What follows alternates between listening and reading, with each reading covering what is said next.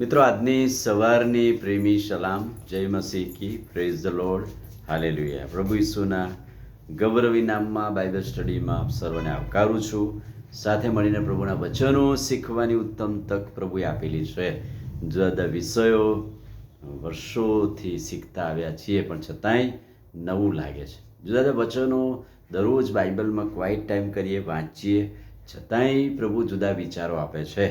અને એ જ પ્રમાણે પ્રભુના મહિમાને માટે, ઈશ્વરની સેવાને માટે આ વચનો આપવાની કૃપાદાન પ્રભુએ અમને પણ આપ્યું છે, કે જેથી કરીને ઈશ્વરની સેવાને માટે દરરોજ સવારે 5 મિનિટ પ્રભુના ચરણોમાં બેસવાની પ્રભુ કૃપા પૂરી પાડે છે.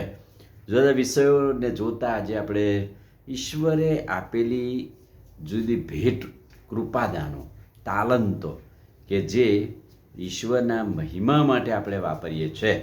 અને 1 કોરિન્થી 12મો અધ્યાય 29, 30 ને 31 વચનો અત્યાર સુધી આપણે જોતા આવ્યા છીએ.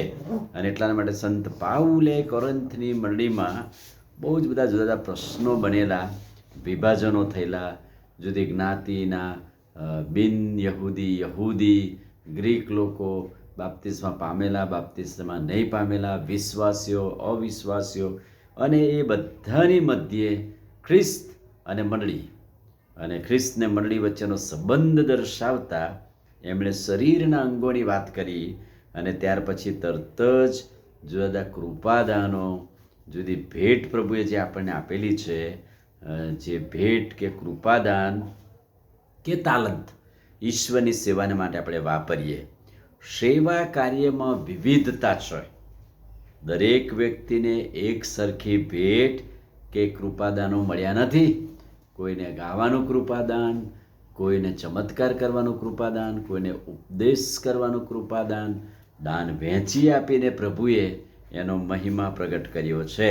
એટલે કે સેવામાં, ખ્રિસ્તની મંડળીની સેવામાં વિવિધતા માં એકતા, એક સરખી ભેટ નથી, છતાંય સાથે મળીને ઈશ્વરની મંડળીને ટકાવી રાખવા માટે આત્મિક ભેટોનો ઉપયોગ આપણે કરીએ છીએ. બીજી વાત, એ જે કૃપાદાન કે ભેટ આપી છે ને આપણને, એનો પણ ઈશ્વરે હેતુ આપેલો છે. શા માટે પ્રભુએ મને આ ગિફ્ટ આપી? શા માટે દરરોજ સવારે પ્રભુનું વચન હું આપી શકું છું? બધાએ કદાચ નહીં આપી શકતા હોય, અને બધા આપે તો પ્રભુનો આભાર, પણ પ્રભુએ અમને આ કૃપાદાન કે આ ભેટ આપેલી છે, તાલંત આપેલું છે, કે સવારે થોડો સમય પ્રભુના વચનોનું મનન કરાવવાનું. એનો હેતુ એટલો જ છે. શરીર અસંખ્ય અંગોનું બનેલું છે, પણ દરેક અંગે એક સરખું કામ કરવાનું નથી.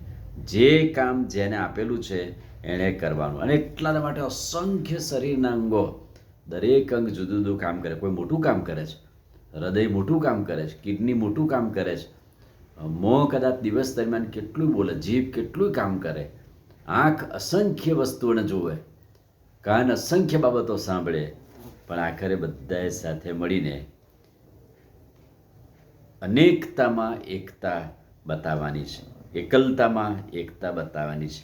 દરેક વ્યક્તિ આ બાબત કરી શકતું નથી, પણ દરેકને જે કૃપાદાન મળ્યું છે તે પામવાની ઉત્કંઠા રાખવાની. કદાચ નથી મારામાં તો શોધવાનું એ કૃપાદાન, કશુંક ને કશુંક તો કૃપાદાન પ્રભુએ આપણને આપેલું જ છે, પણ આપણે શોધતા નથી. તો બાઇબલ સંત પાઉલ જણાવે છે, ચેતવણી આપેલી છે, શિખામણ આપેલી. શિખામણ શું આપેલી છે? જે કૃપાદાન મળ્યું છે તે પામવાની ઉત્કંઠા રાખો અને એનો ઉપયોગ કરો. ચેતવણી આપેલી, નહીં તો પ્રભુ લઈ લેશે. 31મું વચન, મોટા કૃપાદાનોની અપેક્ષા રાખો. એને અપેક્ષા રાખવાની, આશા રાખવાની.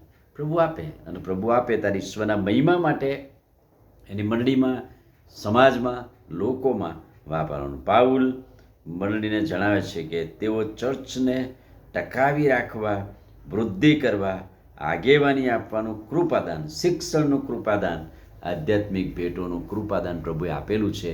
ઈશ્વરના મહિમા માટે વાપરીએ. હવે આપણે તપાસીએ કે આપણને કયું કૃપાદાન મળ્યું છે, આપણને કયા તાલંત પ્રભુએ આપેલા છે, જે પ્રભુની મંડળીને ટકાવી રાખવા માટે આપણે ઉપયોગી પાત્ર બની શકીએ. આમીન. પ્રાર્થના કરીએ. વાલા પ્રભુ, આજે સવારે ખાતરીદાયક અદ્ભુત વચનને માટે આભાર. વચનના પ્રકાશમાં અમને દોરો, તમારું સામર્થ્ય આપો. પ્રભુ ઈસુના નામમાં પ્રાર્થીએ છે, સાંભળો ને માન્ય કરો. આમીન. God bless you.